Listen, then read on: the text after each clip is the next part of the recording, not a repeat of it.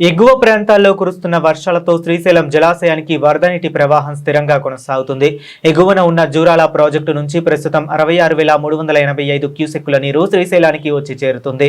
Inflow క్రమంగా పెరుగుతుండటంతో project అధికారులు దిగువ ప్రాంతాలకు 40,023 క్యూసెక్కుల నీటిని అవుట్ఫ్లోగా విడుదల చేస్తున్నారు.